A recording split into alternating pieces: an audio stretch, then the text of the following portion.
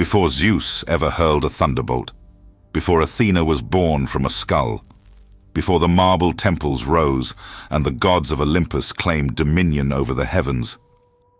There was something else, something older, something that the Greeks themselves feared to name too loudly, as though the very act of speaking about it might wake what had been locked away in the darkness beneath the earth. What if the myths we were taught about the Titans are not mythology at all, but memory? What if the war that shattered the ancient world was not a story invented to explain the thunder, but a distant echo of something that actually happened long before history had words to contain it? This is the question that haunts the edges of classical scholarship, that surfaces in the fragments of lost texts, that whispers through the carvings on temple walls that most tourists walk past without a second glance. And once you hear it clearly, once you truly sit with the implications, you may find that the world of ancient Greece looks very different than you were ever told. Most people, when they think of the Titans, recall a fairly straightforward story. In the beginning, the Greeks believed there was chaos, a vast formless void from which the first divine beings emerged. Among them came Gaia, the earth, and Uranus, the sky. From their union were born 12 great Titans, primordial beings of immense power who ruled the cosmos in an age before humanity, before civilization, before the ordered world we recognize. The greatest of these Titans was Cronus, who overthrew his own father Uranus with an iron sickle and seized control of creation. He ruled over what the Greeks called the Golden Age, a time of peace, abundance, and perfection, when human beings lived without suffering and the earth provided everything freely. But Cronus, fearing a prophecy that one of his own children would one day dethrone him, swallowed each of his offspring at birth, until his wife Rhea, in desperation and grief, hid one child away, a boy born on the island of Crete, raised in secret, destined to fulfill the very fate his father had tried to prevent. That boy was Zeus. He returned, forced his father to regurgitate his siblings, waged a catastrophic 10-year war called the Titanomachy, and ultimately cast the Titans into Tartarus, the deepest, most lightless prison in all of existence. The Olympians rose. A new age began, and the Titans became nothing more than a cautionary tale about the old world and the new. That is the version written in Hesiod's Theogony. That is the version taught in classrooms. But scholars who have spent their careers inside the oldest layers of Greek religious tradition know that this version is, at best, incomplete, and at worst, a deliberate rewriting. Because the deeper you go into the pre-Olympian world, the stranger and more unsettling the picture becomes. To understand what may truly lie beneath the Titan myth, we have to go back, far back, to a world before Homer, before the great city-states, before even the Mycenaean civilization that inspired the Trojan War. We have to enter the Bronze Age Aegean, a world of palace cultures and sea traders, of linear bee tablets and buried sanctuaries, of religious practices so ancient that their origins disappear into the Neolithic darkness. Because here is something that historians rarely emphasize. The Greeks of the classical period did not create their mythology from nothing. They inherited it, they reshaped it, they edited it, softened it, systematized it, and in doing so, they may have buried something that was never meant to be forgotten. The word Titan itself is deeply strange. The Greeks of the classical period were uncertain about its etymology. Some ancient authors connected it to the Greek word titano, to strain or to stretch, suggesting beings of terrible ambition, creatures who reached beyond their proper place in the cosmic order. Others connected it to a word meaning white earth or clay, suggesting perhaps a connection to the raw material of creation itself. But there is a third possibility, one that lingers uncomfortably in the margins of classical scholarship, that the word Titan was not originally Greek at all. that it came from somewhere older. Some researchers have pointed toward possible connections with Anatolian religious traditions, with the Hittite myths of divine succession that predate the Greek world by centuries. And when you lay those stories beside the Greek Titanomachy, the parallels are astonishing. In the Hittite song of Kumarbi, we find a divine being who castrates his predecessor and swallows his seed, echoing almost precisely the story of Cronus and Uranus. We find a great sky god who battles ancient beings for cosmic sovereignty. We find a world in which the gods who ruled before were not simply defeated, but imprisoned, held in a place of darkness from which, the myths suggest, they might one day return. The Greeks did not invent this structure. They received it, perhaps through trade routes and cultural exchange, perhaps through conquest, perhaps through something even older, a shared mythological inheritance stretching back to the very first civilizations in the ancient Near East. And this raises an important question. If the Greeks were drawing from an even more ancient tradition, then what were they really preserving? What truth, however distorted by time and translation and the needs of political theology, might be buried inside the Titan myth? Perhaps the answer begins with the Golden Age itself, because that detail, more than any other, refuses to sit quietly within the conventional explanation. The Golden Age is one of the most haunting concepts in all of ancient literature. Hesiod describes it in terms so vivid, so specific, and so emotionally weighted that it feels less like mythological invention and more like grief. The grief of a civilization looking backward at something it had lost and could not recover. In this age, human beings did not toil. The earth gave its fruits freely. There was no war, no plague, no hunger, no injustice. People lived for extraordinarily long spans of time, and when they finally died, it was peacefully, as though simply falling into sleep. And over all of this presided Cronus, the very being who, in the later narrative, is a monster who devours his own children. How do we reconcile these two images? How does the ruler of paradise become a child-eating tyrant? And why would the Greeks preserve both portraits simultaneously without appearing to notice the contradiction? Some scholars have suggested that this tension reveals the seams of a much older, more complicated mythological tradition, one in which Cronus was not originally a villain at all, but a god of enormous importance, a deity of time and harvest and cyclical renewal, who was later demonized as the Olympian religious system consolidated its power. There is even an ancient tradition, preserved in the writings of Pindar and later by Plutarch, that describes the islands of the Blessed, a paradise at the edge of the world, as a place still ruled by Cronus, even after the Titanomachy. In this tradition, the defeated Titan king was not imprisoned in eternal darkness. He was given sovereignty over the paradise at the world's rim, a kind of honored exile, a retirement rather than a punishment. This is a radically different story, and it forces us to reconsider what we thought we knew about who the Titans truly were. Because here is what the conventional narrative never quite explains. If the Titans were simply defeated and imprisoned, why did the Greeks remain so profoundly afraid of them? Why do ancient religious texts speak of elaborate rituals designed not to honor the Olympian gods, but specifically to keep the Titans contained? Why do we find, in the Orphic religious tradition, one of the oldest mystical currents in the Greek world, a cosmology in which the Titans are not merely enemies of the gods, but the actual ancestors of humanity? In Orphic theology, human beings were created from the ashes of the Titans, who had themselves been destroyed by the lightning of Zeus. This means that according to one of the most ancient Greek religious traditions, every human being carries within them a fragment of Titanic nature. We are not simply the creations of the Olympians.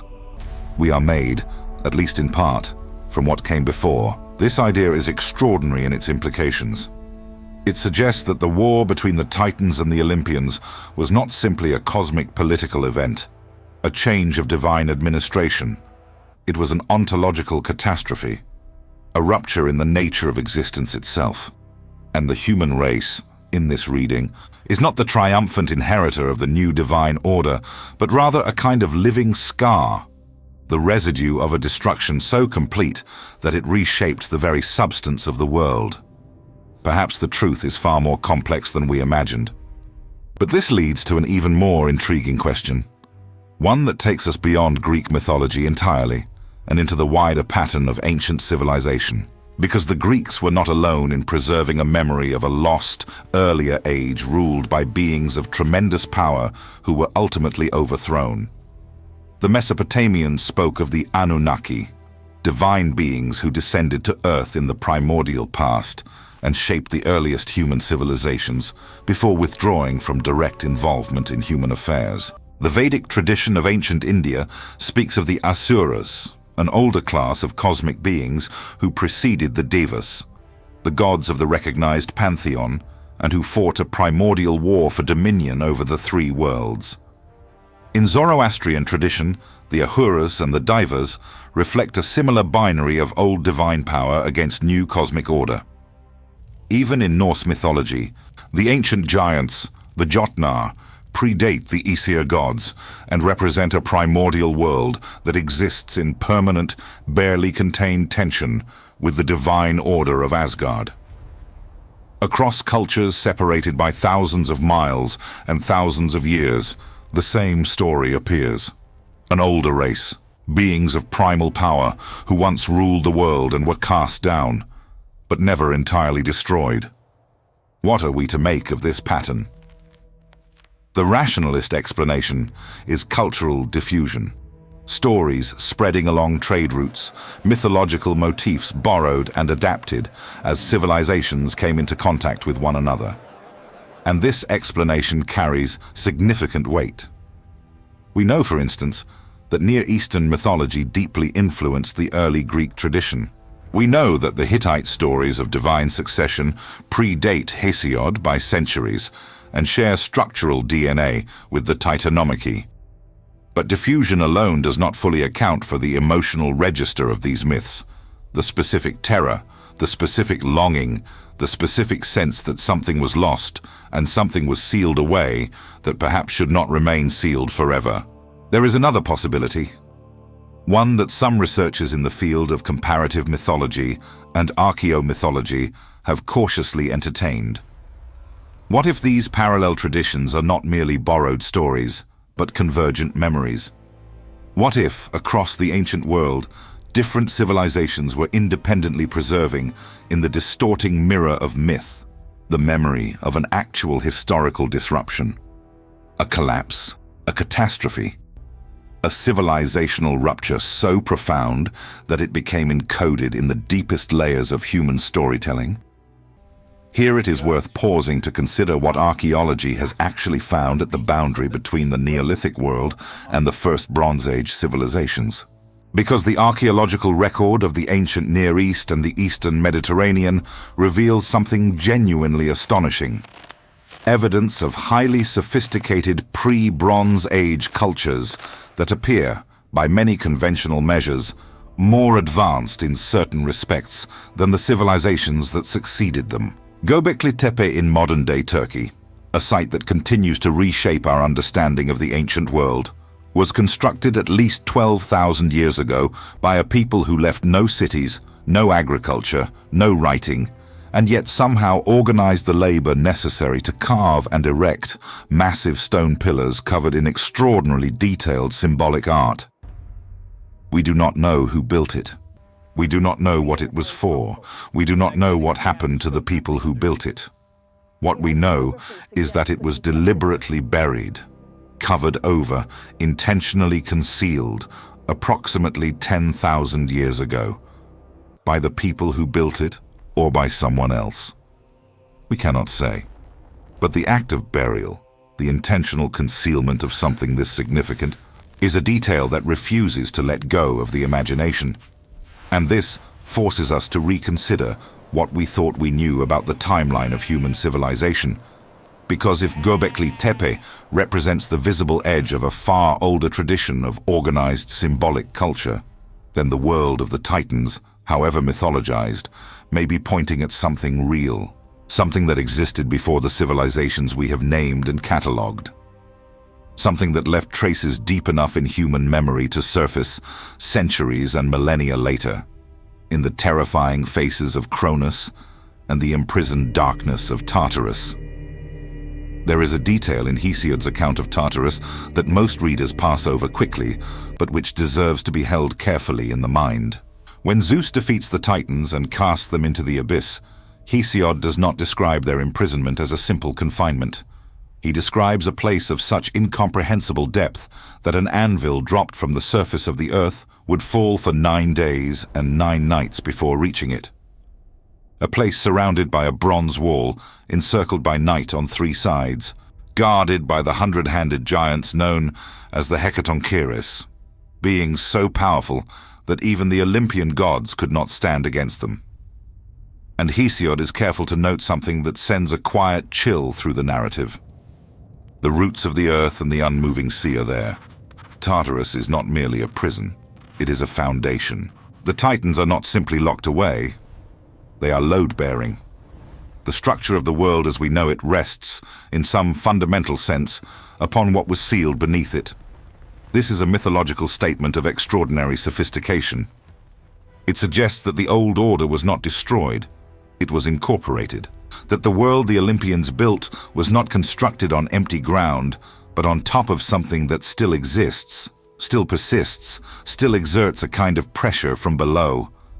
And perhaps this is why the Greeks remained so afraid of the Titans even after their defeat. Because you cannot truly be safe from something that holds up the floor beneath your feet. Some ancient religious traditions took this idea even further. In certain strands of Orphic theology, the imprisonment of the Titans in Tartarus was understood not as a final resolution, but as a temporary containment, a pause in a cosmic cycle that would eventually, inevitably, complete itself. The Orphic texts speak of a time when the age of Zeus will also end, when the cosmic wheel will turn again, and when what was sealed in the depths will rise once more. This is not the confident theology of a civilization at peace with its divine order. This is the theology of a civilization that understood, at some deep and uncomfortable level, that history moves in cycles, and that what has been cast down has a tendency, across sufficient spans of time, to rise again. It is worth noting that this cyclical understanding of history was not unique to the Greeks. The Hindu concept of the yugas, the vast ages of the world, cycling from the golden Satya Yuga through progressive deterioration toward the dark Kali Yuga, and then beginning again, mirrors the Greek succession of ages with a precision that cannot be entirely coincidental. The Aztec tradition of the 5 suns describes a sequence of worlds, each ruled by different cosmic powers, each ending in catastrophe, each giving way to a new order built upon the ruins of the old. Across the ancient world, the dominant cosmological model was not progress, it was cycle. Not a straight line moving forward into improvement, but a wheel turning through ages of gold and ages of iron, through the rise of divine orders and their inevitable overthrow. And in nearly every version of this cosmic wheel, what came before, the Golden Age, the Age of the Titans, the age of the great primordial beings, was understood to have been, in certain crucial respects, superior to what came after. This is perhaps the most psychologically interesting aspect of the Titan tradition. This persistent, deeply human intuition that the world was once better than it is now. That something was lost in the transition from the old order to the new. That the gods who replaced the Titans, for all their beauty and power and civilization, gave humanity something that the Golden Age did not contain. Suffering, mortality, the necessity of labor, the reality of injustice. In the Greek narrative, it is specifically after the Titanomachy, after the establishment of Olympian dominion, that Prometheus steals fire for humanity and is punished with eternal torment, and that Pandora opens her jar and releases all the evils of the world into human experience. The price of the new divine order, it seems, was paid by human beings. And one is left to wonder whether the myth is encoding, in its symbolic language, a memory of some actual historical transition. Perhaps the shift from a more egalitarian, earth-centered Neolithic world to the hierarchical, militarized, surplus-driven Bronze Age civilization. A transition that may indeed have felt, to the people who lived through it, like the end of a golden age. But now, the narrative arrives at its deepest and most unsettling possibility. Throughout this investigation, we have followed the Titan myth from its familiar surface down through layers of comparative mythology, archaeological suggestion, and religious philosophy. We have found at each level the same basic structure, a world that existed before the one we know, ruled by beings of tremendous and terrible power, ended by a catastrophic conflict and sealed away, but never truly gone. And we have found this structure not in one culture, not in two, but across the full breadth of the ancient world, in traditions so geographically and temporally separated that simple borrowing cannot entirely explain the convergence. What this pattern suggests, and it must be emphasized that this is suggestion, not certainty, the territory of philosophical reflection rather than established fact, is that the Titan myth may be the oldest story humanity knows how to tell. Not a story about gods, but a story about time itself, about the nature of change and loss, and the terrifying persistence of what we bury. Every civilization that has reached a sufficient level of complexity and self-reflection has apparently felt the need to tell this story. There was something before us, something older and stranger and more powerful, and it did not simply vanish. It was put away, and the world we inhabit is built directly on top of it. The Titans in Tartarus, the Anunnaki withdrawn from human affairs, the Asuras bound in the lower worlds, the Jotnar held at the edges of Asgard, waiting. In every tradition, the old powers are contained rather than destroyed, because destruction, it seems, is not actually possible. What is primordial cannot be unmade. It can only be sealed, suppressed, buried under 9 days of falling darkness, behind a bronze wall encircled by night. And the message encoded in that image, whether the Greeks who preserved it knew it consciously or not, is simultaneously a reassurance and a warning. The reassurance, the old terror, is contained. The world is safe for now. The warning, it is contained, not ended. The roots are still there. The pressure from below has never stopped. And so we arrive, at last, at the question that the myth has always been asking. The question that Hesiod encoded in his careful, anxious verse 3,000 years ago. The question that the Orphic priests whispered in their mystery rites. The question that surfaces whenever any civilization honest enough to look at itself recognizes the pattern. What age do we live in? What powers hold up the floor beneath us, sealed away but never destroyed, patient in their darkness, waiting for the wheel to turn? And if the Golden Age is truly behind us, if what the Titans represented, for all their terror, was a kind of wholeness, a kind of primordial completeness that the new order could not replicate, then what exactly did we lose when Zeus cast them down? What was sealed away in the darkness along with them? Perhaps the myths were never trying to tell us about the past at all. Perhaps they were trying to warn us about the present. Perhaps what is imprisoned in Tartarus is not a defeated enemy, but a memory. And the deepest, most unsettling truth the Titan tradition offers us is this, that the things we bury deepest are never the things we fear the most. They are the things we cannot afford to forget. What sleeps beneath the foundations of everything we have built?